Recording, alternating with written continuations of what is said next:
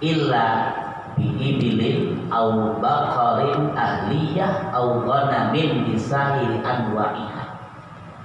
Korban itu bisa dipandang sah hewan korbannya ini. Kalau dia korbannya pertama onta masuk ibil, kemudian bakor sapi atau kebo misalnya, atau ghanam kambing dengan sekalian macam-macamnya bisa ya anwaiha. Ada kita pakai kambing kacang lah, ada kambing Jawa, ada yang pakai domba, ada yang pakai kambing Garut. Yang penting jangan kambing kuningan keras. Kambing kuningan keras kan? Satenya enak.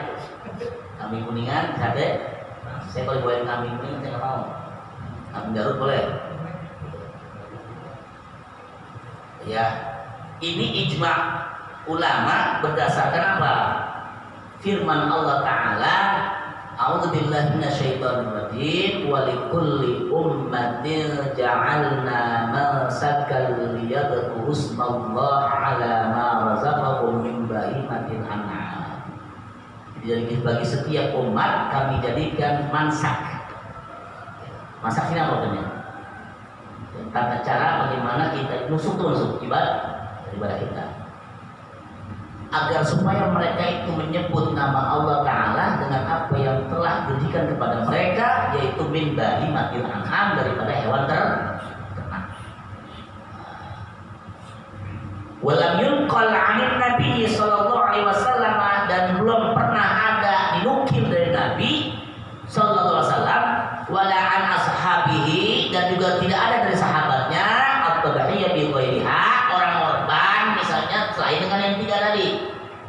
Kalau lagi kuda misalnya nggak ada, kuda dibuat korban, karena Rasulullah nggak ngerjain, sahabat juga nggak ngerjain, para ulama setelahnya juga nggak ngerjain. Tuh, wali'anna at-tadhiyah ibadatun tata'allaqu bil hayawan fatakhtassu bin na'am kasaka. Dan karena bahwasanya yang namanya udhiyah itu ibadah yang berkaitan dengan hewan, ya maka dia dikhususkan dengan hewan yang mana? Hewan ternak. Ini kalau misalnya ada punya sapi, punya banteng, boleh nggak banteng? Kemudian yang terkenal liar apanya? Jadi fala yuzibu ghairun na'ami min baqril wahshi, maka tidak mencukupi untuk jadi hewan kurban ya selain daripada apa namanya hewan ternak, misalnya berupa baqrul wahsh wa ghairihi. Wa al-wahsh itu artinya liar. Kalau kita mah sejenisnya kelas sapi, banteng kan masuk kelasnya ya, yang mengorban pakai banteng, meskipun kakinya 4, meskipun bentuknya mirip-mirip, tapi termasuk yang juga. Atau sejenis hewan lain yang mirip-mirip sapi, tapi bukan yang diternakan, atau yang lahir dari jenisnya juga itu boleh. Nah, umurnya berapa supaya kita boleh motong onta? Ada yang motong onta kita? Kagak ada kita. Kalau onta berapa umurnya bisa boleh dipotong? Khamsa sinin, 5 tahun ya, tamatan sempurna. Wadakhala fis sadisah, masuk ke tahun yang ke-6. Jadi 5 tahun lebih umur apa? Umur onta itu baru boleh dijadikan hewan kurban. Kalau bakor gimana bakor? Sapi, kebo. Sanatani tamatani, yaitu 2 tahun yang sempurna dan sudah masuk di tahun yang ketiga. Kambing sama 2 tahun yang sempurna. Tapi kalau wafid dormi, apa dokter bilangnya dengan apa dengan makna? Kalau kambing yang di apa tuh namanya di bahasa apa? Nah, itu sangat tuh setahun wadakhala fitania, tapi udah masuk tahun yang kedua, atau udah kupang,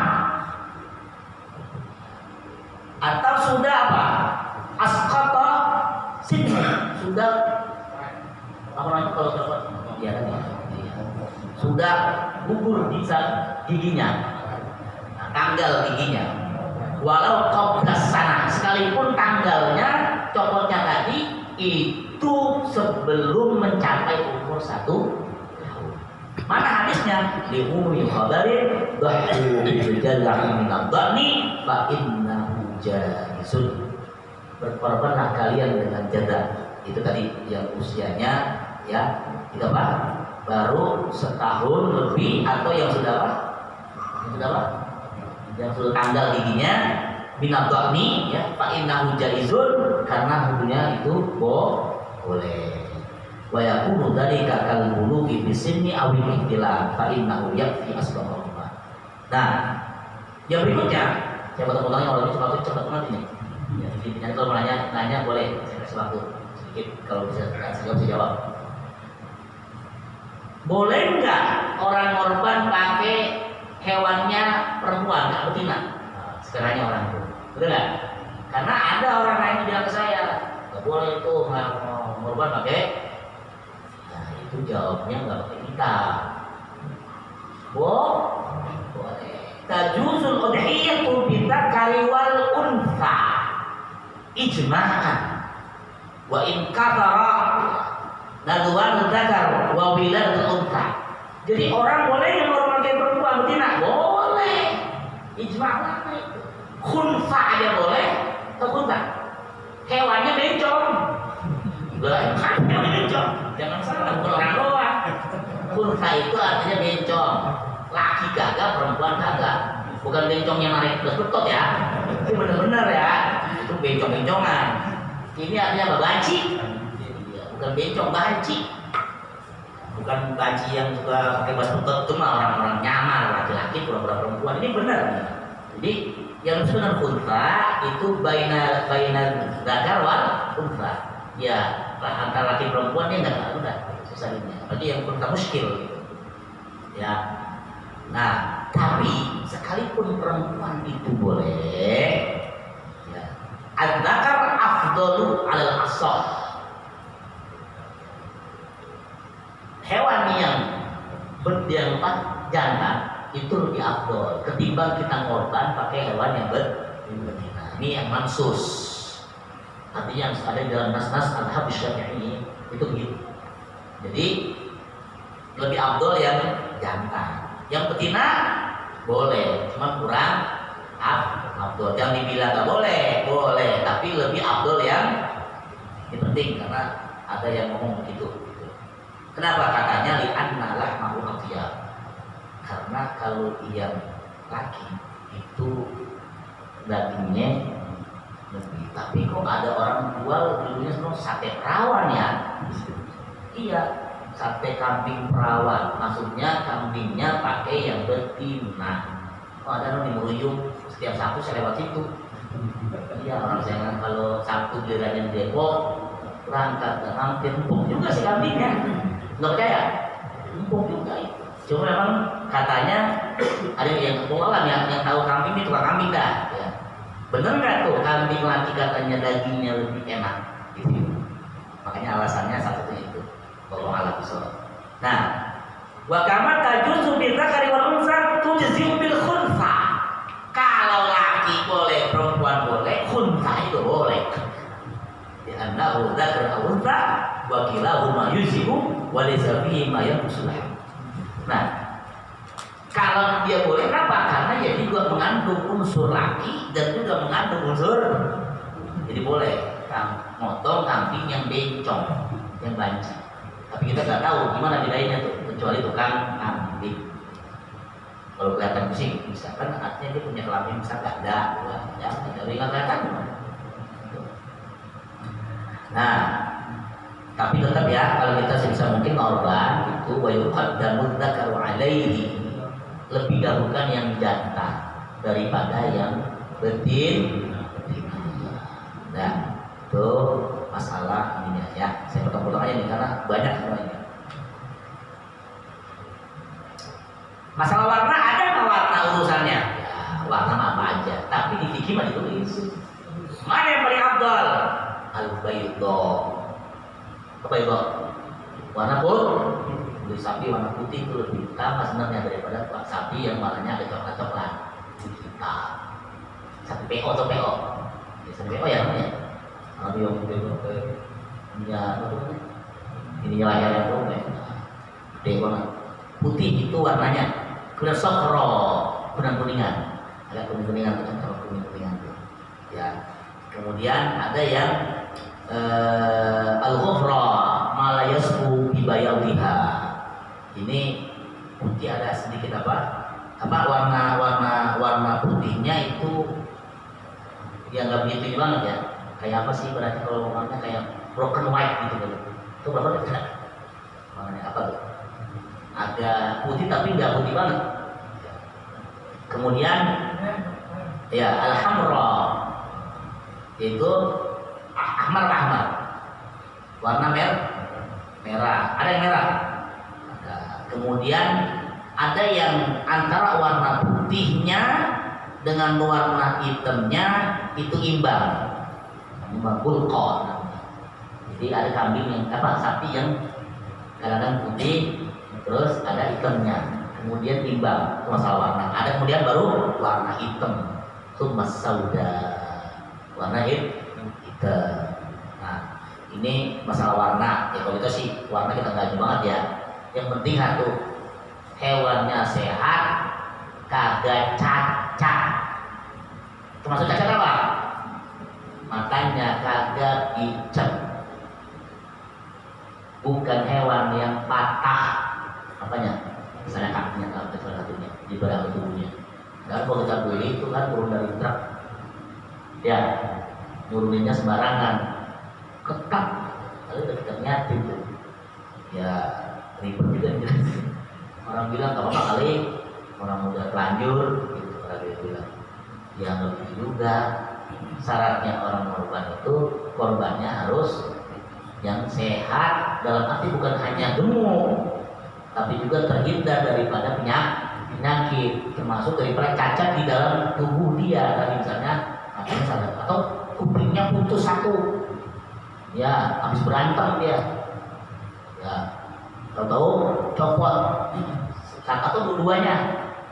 Meskipun nanti kalau dalam kitab-kitab lain itu ulama di mazhab itu berbeda pendapat tentang bagaimana kalau hewan itu memang dari lahir udah punya kuping, dua-duanya. Itu lain lagi bahasanya, itu udah masuk ke wilayah mazhab. Ketika dibaca yang ini sudah yang Syafi'i ini, ya. Jadi intinya supaya kita ini mengorban itu dengan korban yang baik, bukan korban yang cacat. Saya pikir kalau masalah itu udah sering ulang-ulang ya, setiap tahun ya. Maksud cacat apa aja? Kalau misalnya kandungnya patah boleh nggak? Boleh. Kenapa? Nggak ngaruh apa-apa. Iya, karena bukan bagian daripada yang kita dengan daging gitu, ya. Tapi sebisa mungkin sih beli kalau ini cakep, ya, yang cakep, lengkap dah. Dan saya yakin kalau orang kita beli banget dah. Dan penjual juga nggak bakalan jual yang begitu, ya, nggak bakalan ngaku, ya. Kecuali yang beli orang yang ngerti, dibohong-bohongin gitu. Ya, tapi kalau orang yang jujur, yang datang jujur, yang beli ngerti, insya Allah hewan yang dikurban termasuk yang cukup syarat. Dan kemudian ada masalah penting, masalah kulit. Hukumnya jelas kalau dalam mazhab Syafi'i sudah jelas banget itu. Tidak boleh orang untuk apa? Menjual belikan bagian tertentu daripada hewan yang dia korbankan, termasuk kulitnya, ya, termasuk kulitnya. Kenapa? Ada larangan. Jadi kalau misalnya kita itu berani-berani jualan, kita jual itu hewan yang dikorbankan, ya, termasuk kulitnya, ini termasuk kurbannya, kurban yang tidak diterima.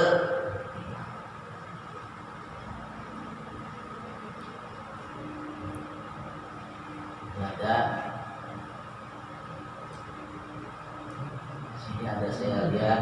ya.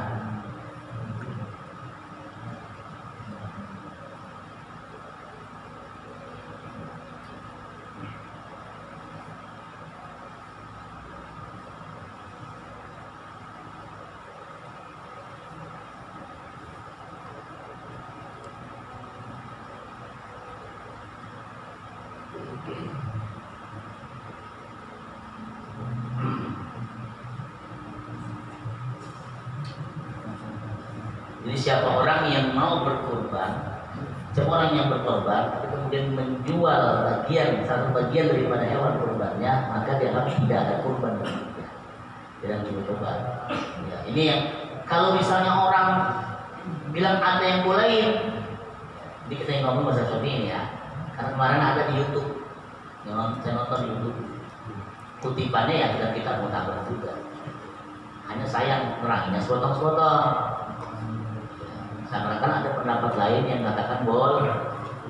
Nah kita diajarin dari dulu sama guru kita yang mau saya termasuk ngomong kita dulu. Sebenarnya benar mas, jangan sampai orang ngejual. Udah sedekahin semua buat orang. Cuman nanti sedekahnya dua hal. Kalau orang fakir itu namanya ditamlik. Habis dia terima dia mau jual biarin udah punya dia. Tapi kalau buat orang kaya jangan. Orang yang mampu dikasih daging kurban atau dikasih apa tadi? Dikasih untuk apa? Untuk dimakan. Kulitnya itu termasuk, dia jual ya. Karena dia bukan ditamlik, hanya semata-mata buat dikonsum. Ini banyak kejadian, Jadi ini penting supaya diulang-ulang, supaya termasuk jangan sembarangan. Termasuk jangan ngupain orang tukang potong dari daging itu. Niatnya bukan niat jadi upah, bukan muncul. Niatnya hadiah boleh. Jangan dianggap sebagai upah potong. Saya nggak tahu polisi bagaimana ya. Jangan al-jazar, orang yang tukang jagalnya tuh, yang bagian ngurusin potong masuk, jangan ambil upahnya dari.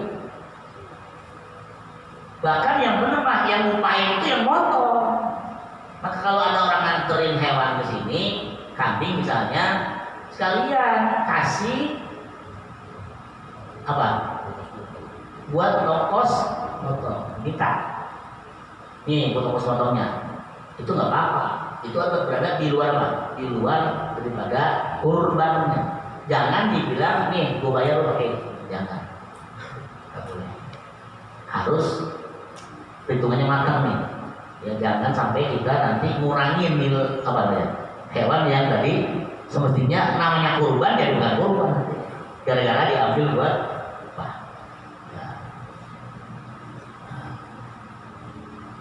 Saya lagi nyari ini apa lempangan hadisnya tadi, ini saya kelewatan banyak halamannya pak.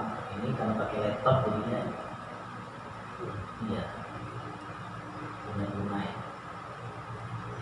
Dan kemudian yang penting juga terkait dengan korban itu di dalam mazhab Syafi'i, kalau antum beli kambing hati-hati ngomongnya. Beli korban bukan kambing, sapi. Di dalam mazhab Syafi'i dan kitab I'anatul Talibin Hasyiah Bajuri itu kalau ada orang dalam bahasa kita begini, ini kambing buat kurban buah, itu jatuhnya jadi wajib, maka yang korban tidak boleh makan dagingnya. Beda sama orang yang kurbannya kurban sunnah. Kurban sunnah, kan niatnya waktu kita kurban kan, itu kan kita niatin, saya niat untuk kurban sunnah.